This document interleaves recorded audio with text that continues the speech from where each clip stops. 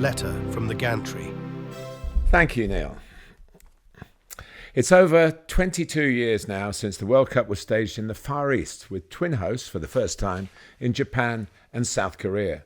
Two very different countries in language and in culture, but travelling between the two as a commentator was surprisingly simple, as both nations embraced the media and fans from all around the world.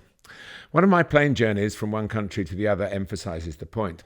I still find it hard to believe that I took a midday flight from South Korea to Sendai Airport in Japan to cover a 3 p.m. kickoff at nearby Miyagi Stadium. No time difference. The flight took around 90 minutes. The ground was some 10 miles or 17k from the terminus, yet I was in my commentary position at 20 past 2, 40 minutes before kickoff. No panic, no problem. Everything possible was done by the authorities to smooth my way through passport control, and the taxi driver knew the best route to the ground, which isn't always the case at World Cups. The game was Japan against Turkey in the round of 16, and in very damp conditions I described the exit of the co-hosts, beaten 1-0. Turkey went on to finish third, winning the bronze medal match against South Korea, the other losing semi-finalists. Korea Republic, as now the nation is officially called by FIFA, were masterminded by two-time Chelsea manager, the redoubtable Guus Hiddink. He harnessed a natural aggression and industrious spirit into a winning formula, and though Brazil became world champions, South Korea's magnificent run made the tournament. I bring this up now because in the past few days I've seen current players from both South Korea and Japan have a major influence on matches I've covered. Sutton United versus Birmingham City was my first round FA Cup tie. South Korea's Park Seong-ho, a midfield player who spent several years in the Barcelona academy, set up the only goal of the game. Shaping the play alongside Pike was Tomoaki Iwata, a Japanese international. Both players central to the Blues' attempt to have a cup run and, more importantly, get out of League One.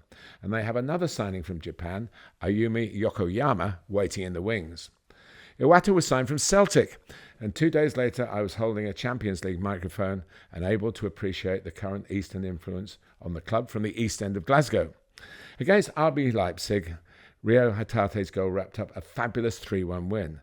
Daizan Maeda and Kyogo Furuhashi, regular scorers, didn't cash in this time, but played a huge part in the victory.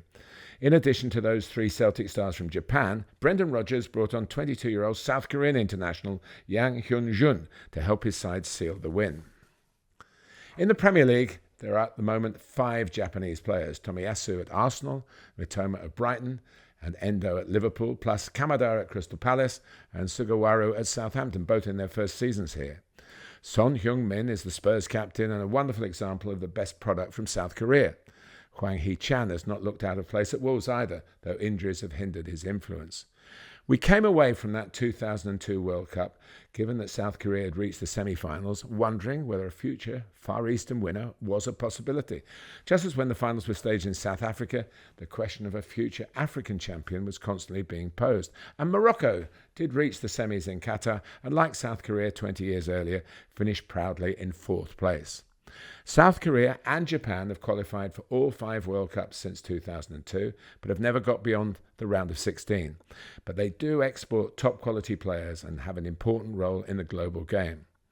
As a footnote, I've been helping out at the Woking Academy, and a few days ago, a youth team player did the coaches proud by becoming the first this season to make his debut for the Woking first team. And guess what? He was born in Japan.